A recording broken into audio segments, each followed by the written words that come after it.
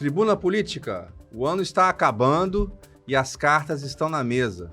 O grande fato da semana, sem sombra de dúvida, foi o anúncio oficial por parte do governador Renato Casagrande de que seu vice Ricardo Ferraço é pré-candidato, é o candidato do grupo capitaneado por Renato Casagrande para disputar as eleições de 2026. O anúncio teve ampla repercussão, amplo alcance, e essa definição efetivamente cria um cenário mais claro em relação às eleições de 2026 para o governo do estado. Agora, obviamente, ainda há muitas questões a serem definidas no próprio grupo do governador, como é o caso do prefeito de Vila Velha, Arnaldinho Borgo. Estou aqui com Eduardo Maia. Eduardo, por que essa definição agora, faltando 10 meses para as eleições? Qual a importância disso? Eu acho que é uma importância imensa porque clareia o jogo fica muito mais claro. Como é que você analisa isso? Perfeito. Olha, Luciano, primeiro a gente precisa falar que, de fato, o jogo começou a esquentar. Agora, com as cartas à mesa, é que as pessoas vão começar a tomar seus lados, né? Era um anúncio que muita gente estava esperando. No mercado político, o fato de Ricardo ter sido escolhido, ou que fosse ainda escolhido, já era mais ou menos uma unanimidade dentro do grupo do Renato Casagrande, até em opositores, eles entendiam que Ricardo era mesmo o candidato. E só recapitulando, nas últimas 3 semanas, os sinais de que seria Ricardo Ferraço aumentaram muito em participações do governador Renato Casagrande, seja em entrevista, em solenidades de posse de presidente do Tribunal de Justiça, do Tribunal de Contas. Os recados, Luciano, ficaram muito claros nessas últimas 3 semanas. Sim. Coincidentemente ou não, nessas últimas 3 semanas, o prefeito de Vila Velha, Arnaldinho Borgo, ele fez um movimento junto a Aécio Neves em Brasília e conseguiu ser colocado como presidente estadual do PSDB, que é um partido que era da base do governador Renato Casagrande. Só que nesse meio tempo o governador ele deu entrevistas, não necessariamente pediu, mas ele comunicou, ele sugeriu de que Arnaldinho pudesse se filiar onde ele quisesse, desde que combinado com a estadual. No caso, com Vandinho Leite, que era o então presidente do PSDB. Só que ele não fez esse exato movimento. Ele conseguiu o comando do partido por Brasília, por Aécio Neves. E a partir deste momento em que Arnaldinho virou presidente estadual do PSDB, coincidentemente ou não, tá? A gente aqui não está apontando que de fato teve aí foi importante para o governador tomar essa decisão, mas coincidentemente ou não, a partir desse momento o Renato Casagrande começou a acenar de forma mais veemente para Ricardo Ferraço.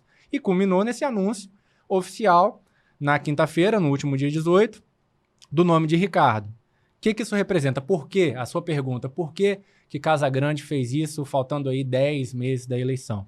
Bom, nos bastidores do Palácio Anchieta, isso foi pedido dos próprios aliados de Renato Casagrande.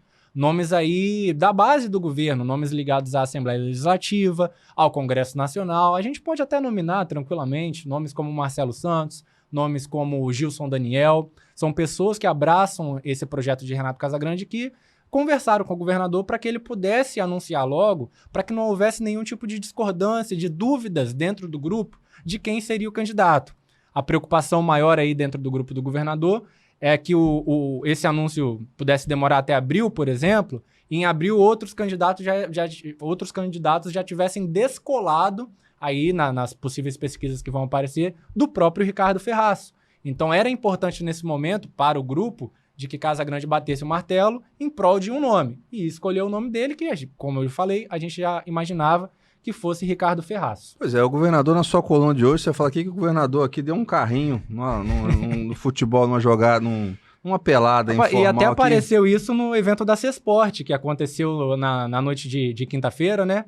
Ele subiu ao palco para pegar um troféu, essa brincadeira toda dele de categoria de governador, e o vídeo até apareceu no telão e tudo mais. Quer dizer, o carrinho dele ganhou notoriedade aqui. Tem que ver se a SAF do Botafogo agora vai chamar, né? O governador Casagrande como notório botafoguense. E de mais disposição, eu brinquei com ele, né, na entrevista, a entrevista exclusiva que a gente fez sobre isso, ele riu muito, eu até falei, governador, se fosse eu, com meus 27 anos a dar esse carrinho, eu não levantava mais, por causa do joelho, né? Imagina, depois você vê o vídeo, você vê a forma como ele levanta, não é nem o carrinho, Luciano. Porque o carrinho, tudo bem, você deu o carrinho. Mas ele levanta tão rápido que é impressionante, cara. E aí as pessoas do Palácio falaram, Eduardo, ele é muito competitivo.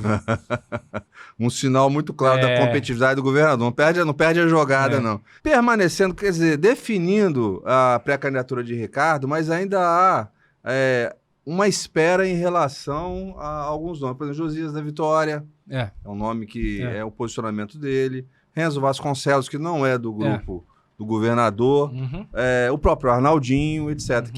A gente fica se perguntando que passos vão ser tomados. Será que se aguarda... qual é o prazo, né? Eu fico imaginando, para que se tomem decisões, esses líderes, essas lideranças políticas em relação a isso? Ou já existe uma tendência de apoio a essa decisão do governador? Primeiro é importante a gente falar que no evento aí do anúncio de Ricardo, o governador e o próprio Ricardo deixaram claro várias vezes que as portas para o projeto estão abertas para Arnaldinho. Eles citaram o nome de Arnaldinho, falaram também de da Vitória e falaram de Renzo. Vamos separar as coisas. Vamos começar primeiro por Renzo Vasconcelos, prefeito de Colatina. Renzo hoje é presidente do PSD. É um partido que não está na base do governador Casagrande, tem seu próprio projeto para o governo do estado. Né? Possivelmente é um partido aí que pode abraçar a candidatura de Lorenzo Pasolini. Mas o governador deixa claro que tem uma relação muito boa com Renzo, pessoa física, Renzo, prefeito de Colatina, que ele difere aí. Há uma diferença entre Renzo Vasconcelos e PSD. Pode ser, algumas pessoas, algumas fontes ligadas ao governador, dão a entender que Renzo Vasconcelos pode sim fazer parte da base do governador Casagrande e apoiar Ricardo Ferraz. Por exemplo, apoiar Renato Casagrande caso ele dispute o Senado e apoiar Ricardo Ferraz no governo. Que isso não quer dizer que o PSD faça isso. Ou seja, dá a entender que Renzo Vasconcelos pode sair do PSD. Existe essa versão, tá? E esse é um ponto. O ponto de Josias da Vitória, que a gente vem falando desde janeiro, da superfederação, da influência que da Vitória tem. É uma federação formada por União Brasil e progressistas. A federação chama União Progressista. O União Brasil já está de cabeça no projeto de Ricardo Ferraz, que é o União Brasil, que é comandado pelo presidente da Assembleia, Marcelo Santos. Há quem diga, inclusive, que os movimentos que Marcelo Santos faz, a depender do andar da carruagem lá na frente, Marcelo Santos poderia ser escolhido, por exemplo, para compor a vice de Ricardo Ferraz. Tem essa versão. Não estou falando que vai acontecer, mas tem esse burburinho. Do lado do PP, que é Josias da Vitória, e Josias da Vitória, além de presidente do PP, é o presidente da federação como um todo, ele ainda não bateu o martelo. O governador espera que ele caminhe com o grupo dele, com o Ricardo. A gente precisa relembrar aqui que o PP faz parte da base do governo, tem a Secretaria de Desenvolvimento, que é a CEDURB. Então, assim, é um partido que sempre caminhou com o Renato Casagrande. Só que, na fala de da Vitória, ele é sempre claro. Ele fala, vou respeitar o calendário eleitoral. O que isso quer dizer? Que eu tenho tempo, o calendário eleitoral me dá tempo, para eu escolher um lado lá na frente. Né? A gente precisa falar que da Vitória ele transita, é uma das poucas figuras políticas que transita entre todos os grupos políticos. Por exemplo, na segunda-feira é normal vê-lo numa foto com Renato e Ricardo. Na quarta-feira é normal vê-lo numa solenidade de inauguração na Prefeitura de Vitória com o prefeito Lorenzo Pasolini. Porque a gente precisa relembrar que a vice-prefeita Cris Amorini do PP é do PP, ou seja, é do pessoal de da Vitória. Então ele vai mesmo bater esse martelo um pouquinho à frente, Luciano, é o que a gente espera. Mas o governador deu todos os sinais na entrevista coletiva de Ricardo de que acredita veementemente de que da Vitória vai continuar, vai seguir no projeto do governo dele e de Ricardo Ferraz, possivelmente. É interessante você falar essa questão dos prazos eleitorais. O próprio governador Renato Casagrande é sempre questionado sobre a candidatura dele ao Senado. Ele sempre fala que ele vai respeitar e vai tomar essa decisão, como ele sempre coloca, em meados de março, abril, por aí. Ele até citou um aspecto até novo, que eu não lembro de ter visto ele falando, de preciso conversar com a minha família. É verdade, né? A gente fala de Senado, é em Brasília, né? Não é aqui. Então, eu imagino que mude muita coisa na vida pessoal do próprio governador. Hoje é governador, né?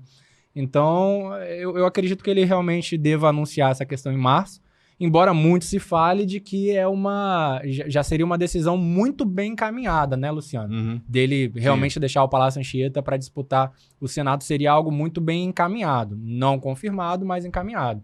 E a gente precisa falar de Arnaldinho, né? Sim. Você tinha até citado a questão de quem ainda não está no projeto. Bom, o governador Renato Casagrande deu vários sinais de que espera que Arnaldinho esteja no projeto deles. Ele falou, Arnaldinho será muito bem-vindo, as portas estão abertas. Nossa relação com Vila Velha não é somente institucional, nossa relação é de aliado. É preciso dizer que a presença do governo do estado em Vila Velha foi muito significativa durante o mandato de Arnaldinho. Bilhões de investimentos em Vila Velha, né? E Arnaldinho, de fato, ajuda na campanha de reeleição de Renato Casagrande em 2022, mas Renato Casagrande ajuda na reeleição de Arnaldinho em 2024, né? Então, assim, de fato, são duas figuras ali que, desde que estão juntas aí com mandatos em vigência, elas se ajudam de fato, mas o Arnaldinho se coloca, até hoje, né, dia 19, né, 19 sexta-feira, até hoje ele se coloca como pré-candidato ao governo, agora pelo PSDB, coisa que talvez no nosso último podcast ainda não tinha acontecido, não me lembro, ele não tinha partido, agora ele tem partido, o que ele precisava para colocar as cartas na mesa, assim, ele tem, Luciano, agora que é um partido. O PSDB é um partido enfraquecido? Sim, se você for olhar Congresso, é um partido enfraquecido. Mas não deixa de ser um partido com nome, é um partido que tem tradição. Ele estava na iminência de se filiar ao PRD ou Solidariedade, que são até, juntando os dois, fazem parte de uma federação, juntando os dois até fica no mesmo tamanho do PSDB. Sim. Mas eles não têm o histórico do PSDB, a gente precisa ressaltar isso também. Agora, é ver até quando o Arnaldinho vai continuar nesse movimento.